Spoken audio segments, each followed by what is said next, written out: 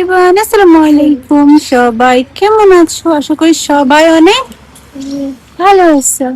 বাসের জন্য ওয়েট করতেছি আর ও দুষ্টামি লোক কি করতেছে।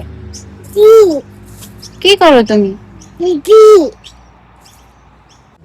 যে আমরা উঠে গেছি বাসে। এখন আমরা কোথায় যাব? আমরা একটা কাজে যেতেছি, এরপরে দেখি কোথায় যাই। বাসে ওঠার 2 মিনিট পরে ওর কান্নাকাটি শুরু হয়ে গেছে। ও আমার লেগিংসটা পুরো একদম মাটি দিয়ে ভরাই ফেলছে, কারণ বৃষ্টি হইতেছিল, যে কারণে মাটিগুলো একদম আমার লেগিংসে আটকাই গেছে। পরে জাস্ট ব্যাগ থেকে একটা চকলেট বের করে দিয়ে একটু চুপ করাইছি। এগুলো করতে করতে এখান দিয়ে আমি একটা ভুল লোকেশনে চলে গেছি, কারণ আমি গুগল ম্যাপে ভুল লোকেশন ট্যাপ করে রাখছিলাম।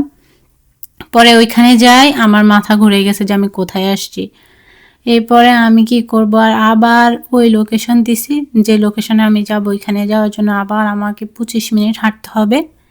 যদি আমি চাই বাস নিতে পারবো, বাট বাস নিলে আমার আরও বেশি লেট হবে, কারণ বাস আসতে সময় লাগবে। পরে আর কি করার, ওকে নিয়ে হেঁটে হেঁটে ওই লোকেশনে গেছি। আমার পাটা একদম ছেড়ে গেছে। এরপর ওইটা শেষ করে আমি একটু ওয়েস্ট ফিল্ডে চলে গেছি। এই জন্য চলে আসছি ওয়েস্ট ফিল্ডে। এখন আমরা কি করবো? পিৎজা খাবো। এখন মুড অফ কেন? কি হয়েছে? পিৎজা খাবি? আইসক্রিম? Let's go. ওইখানে ঢোকার পরে তো অনেকগুলো ডোর থাকে, পরে আমি এই একটা ডোর দিয়ে ঢুকে গেছি। ঢুকে আমি ঢোকার পরে দেখি ফ্রাইস লাইন। আমি অনেকদিন যাই না ফ্রাইস লাইনে। পরে ভাবলাম যাই একটু ঘুরে আসি। আবার অনলাইনেও দেখলাম যে ফ্রাইস লাইনে অনেক সেল চলতেছে। যাই একটু ঘুরতেছি ফিরতেছি। একটু আমিও কয়েকটা মেকআপের প্রোডাক্টও কিনছিলাম, কারণ ওইগুলো আমার একদম নেসেসারি লাগবেই লাগবে আর কি।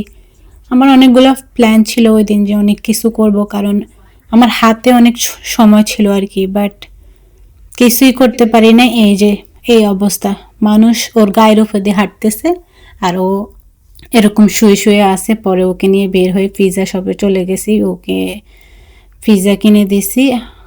আমি চিকেন পিৎজা কিনতে গেছি, পরে দেখি ওদের সব শেষ, ওদের শুধু ভেজিটেরিয়ানটা আছে। পরে ভেজিটেরিয়ানটাই কিনছি। একটু যে ওয়াশরুমে যাই হ্যান্ড ক্লিন করব, একটু ফ্রেশ হব, সেটারও সুযোগ নাই, কারণ ওকে কে দেখবে। পরে আর কি করব, ব্যাগে একটা স্যানিটাইজার পাইছে, ওটা দিয়ে জাস্ট হ্যান্ডটা ক্লিন করে নিছি। ক্লিন করে জাস্ট খাওয়া ধরছি, কারণ ওকে তাড়াতাড়ি করে খাওয়ায়। আমি ভাবছিলাম যে একটু ঘুরবো ফিরবো, তারপর ঘুরতেছিও একটু, মানে একটু বেশি ঘুরতে পারি না, জাস্ট মানে মন মতো হয় না আর কি, ওইরকম ভাবে ঘুরছি আর কি। এরপর আমি আবার একটু কে মার্টেও গেছিলাম, ওইখানে কে মার্টও আসলো। পরে কে মার্টে যে আমার আসলে জামা কাপড় কেনার মতন কোনো ইচ্ছা ছিল না, আমি জাস্ট এইসব ফ্লাওয়ার টাওয়ার এগুলো দেখতেছিলাম। বাট দেখে কি করব, এখান দিয়ে ও আমারে রেখে চলে গেছে টয় সেকশনে। ও টয় কেনার জন্য চলে গেছে, ও সব চিনে। আমি তো অবাক হয়ে যাই মাঝে মাঝে যে কিভাবে সম্ভব যে ওর মনে থাকে এগুলা, যে এখানে এটা আছে ওইখানে এটা আছে। এবার আমি ওইখান থেকে বের হয়ে এই ড্রেসগুলো দেখতেছিলাম, বার্থডে ড্রেসগুলো। পরে আর কিছু করি নাই, আমি বাসায় চলে গেছে। বাসায় চলে আসি, পরে জাম্বুরা কাটছি সন্ধ্যা থেকে। জাম্বুরা কেটে জাম্বুরা খাইতেছি। আমি কাটতে কাটতে আমার হাফ খেয়ে ফেলছি। পরে স্বামীকে বলতেছি তুমি এতটুকু খাও, খেয়ে যাই রান্না করো। ও আমাকে সন্ধ্যাবেলা বলছে যে ওকে আমি জাম্বুরা কেটে খাওয়ালে ও রান্না করবে। পরে আমি বললাম যে ঠিক আছে, এতটুকু তো করাই যায়। তো পরে আমি ওকে কেটে কেটে খাওয়াইছি। এরপরে ও লাউ রান্না করছে। ওর হাতের লাউ লাউ রান্না আমার খুবই মজা লাগে। আমি নর্মালি রান্না করলে আমি কি করি, ডাল দিয়ে রান্না করি। আমি খুব একটা মাছ ইউজ করি না আর কি। তো ও রান্না করলে দেখা যায় ওর মতন করে আস্তে আস্তে করে কষাই কষাই রান্না করে। আমার মাঝে মাঝে মনে হয় যে তোমার কেমনে এত ধৈর্য দেয় যে এত কষাই কষাই রান্না করা। কারণ মাঝে মাঝে আমার একদমই ধৈর্য থাকে না। ওর সব কিছু রান্না করতে গেলে ও অনেক বেশি পারফেক্টলি করার ট্রাই করে। যেমন একটা পেঁয়াজ কাটলে আমি জাস্ট ইমপ্রেস হয়ে যাই যে এত সুন্দর করে ও পেঁয়াজ কাটে। পরেও আমাকে বলতেছে যে তুমি ক্যামেরাটা ভালো করে সেট করে দাও, তুমি আমার রেসিপিটা শ্যুট করো, সবাই দেখুক আমিও রান্না করি। পরে আমি বলছি আচ্ছা তুমি সরো, আমি ঠিক করে দিই। পরে আমি ঠিক করে দিছে, ও রান্না করতেছে। ও তো খুবই হ্যাপি যে ওর রেসিপি শ্যুট হইতেছে। পরে আমি বলতেছি এই রান্না সবাই পারে, এগুলা খুবই নর্মাল রান্না, এখন এগুলা শেখার মতন কিছু নাই, এগুলা সবাই করতে পারে। পরে বলে যে না আমারটা বেশি স্পেশাল, আমি সুন্দর করে রান্না করি, এগুলা বলে বলে হাসতেছে। পরে আমি জাস্ট রান্না শেষে একটু নিয়ে নিছি, আমি ইয়ারাকে একটু খাওয়াই দিছি।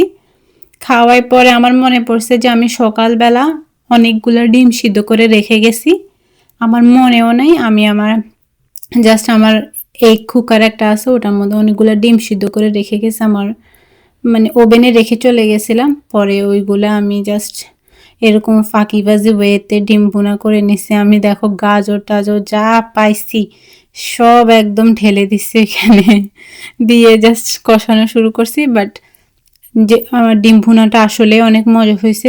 আমি জানি না এরকম ফাঁকিবাজি করে রান্না করলে মনে হয় রান্না অনেক মজা হয়, বাট যখন দেখা যায় একদম রেসিপি দেখে দেখে রান্না করি তখন দেখা যায় রান্না একদমই মজা হয় না।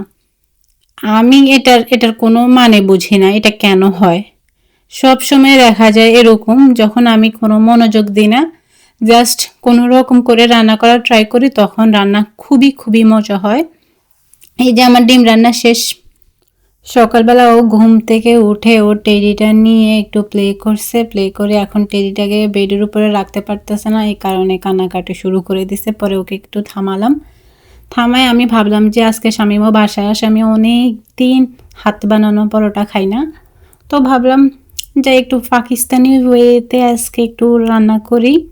পরে আমার ফ্রিজে চিকপিসের ক্যান ছিল, তো ওইগুলো দুইটা নিয়ে আমি জাস্ট পেঁয়াজ বাটা, তারপর কাঁচামরিচ বাটা, টমেটো, আমার ফ্রিজে একটা জুকিনি ছিল ওটাকেও পেস্ট করে জাস্ট এগুলাকে দিয়ে ভালো করে একটা মজার কি বলে এটাকে ছোলা বোনা করে নিছি আর কি।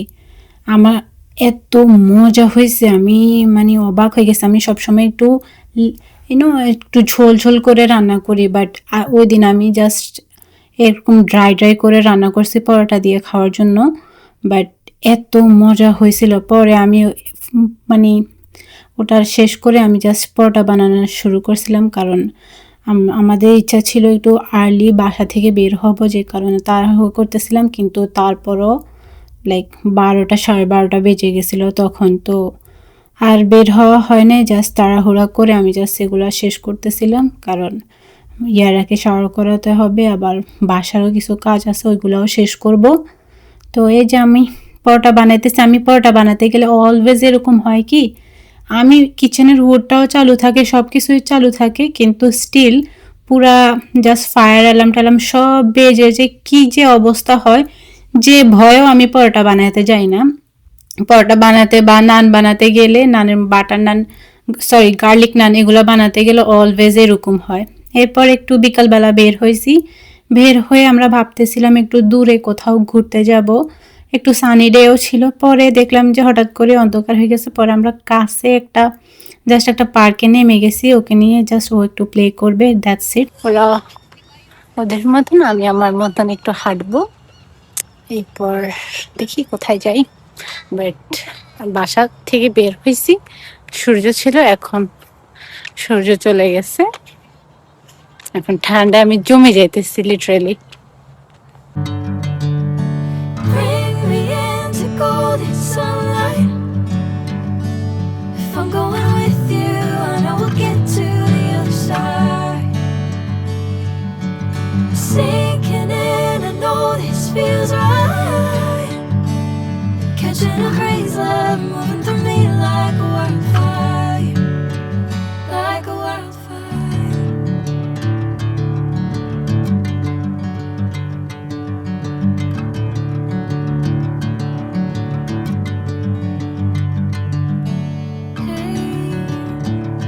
Never the same. Never you calling my name. I'm taking my sweet time.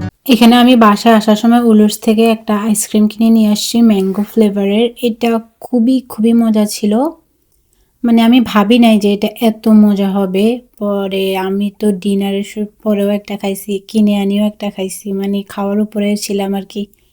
আশা করি তোমাদের এই ভিডিওটা ভালো লাগছে, ভালো লাগলে অবশ্যই অবশ্যই আমার চ্যানেলটা সাবস্ক্রাইব করো, লাইক করো, শেয়ার করো। সবাই ভালো থাকো, সুস্থ থাকো, আল্লাহ হাফেজ, বাই।